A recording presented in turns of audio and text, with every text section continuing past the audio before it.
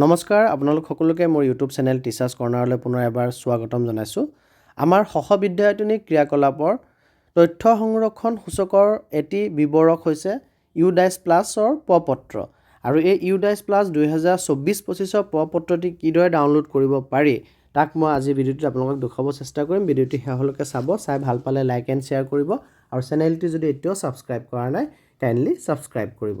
আপোনালোকে প্ৰথমতে ক্ৰম ব্ৰাউজাৰত গৈ পেলাই সাৰ্চ বটনত সাৰ্চ কৰিব udice.gov.in বুলি আৰু সাৰ্চ কৰাৰ পিছতে আপোনালোকে যোনটো প্ৰথম ওলাব ইউডাইছ প্লাছ তাতে আপোনালোকে ক্লিক কৰি দিব। এইখিনি কাম আপোনালোকে নিশ্চয় জানে যিহেতু ইউডাইছ প্লাছৰ কাম আপোনালোকে কৰিছে। আৰু ক্লিক কৰাৰ পাছতে আপোনালোকে স্ক্ৰীনত এনেধৰণৰ এটা পেজ দেখা পাব য'ত আপোনাৰ বহুকেইটা অপশ্যন থাকিব। তাৰে আমাৰ যোনটো প্ৰথম option UDISE plus school data capture আমি তাতে ক্লিক কৰি ল'ম। আৰু তাতে ক্লিক কৰাৰ পিছতো ইউডাইছ প্লাছ লগিঙত আমি বহুকেইটা অপশ্যন দেখা পাম। তাৰে যোনটো প্ৰথম প্ৰফাইল এণ্ড ফেচিলিটিজ আমি তাতে ক্লিক কৰিম। আৰু প্ৰফাইল এণ্ড ফেচিলিটিজত ক্লিক কৰাৰ পাছত আমাক ইউজাৰ আই ডি আৰু পাছৱৰ্ড আৰু কেপচা দিব লাগিব, দি লৈ পেলাই আমি লগিন কৰিব লাগিব। গতিকে আপোনালোকে ইয়াত ইউজাৰ আই ডি পাছৱৰ্ড আৰু কেপচাটো দি লগিন কৰিব।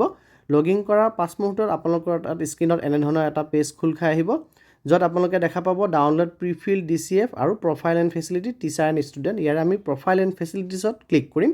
তাতে আপোনালোকে দেখা পাব প্ৰতিটো ছেকশ্যনে আপোনালোকক কমপ্লিটেড দেখুৱাব।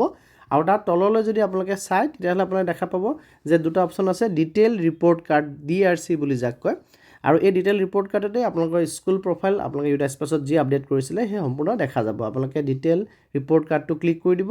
ক্লিক কৰাৰ লগে লগে আপোনালোকে ডাউনলোডিং হৈ থকা দেখুৱাব। মই আগত এবাৰ ডাউনলোড কৰিছিলোঁ, ডাউনলোড এগেইন দেখুৱাইছে। মই ডাউনলোড দিয়াৰ লগে লগে স্কুলৰ ডিটেইল ডাটা কেপচাৰ ফৰ্মেটটো 2024-25 বৰ্ষৰ আপোনালোকৰ স্ক্ৰীনৰ আগত ওলাই যাব। আপোনালোকে তাকে ডাউনলোড কৰি পেলাই প্ৰিণ্ট আউট এটা ৰাখি পেলাই আপোনালোকে এই তথ্যখিনি এক্সটাৰ্নেল এভালুৱেটৰক দেখুৱাব পাৰিব।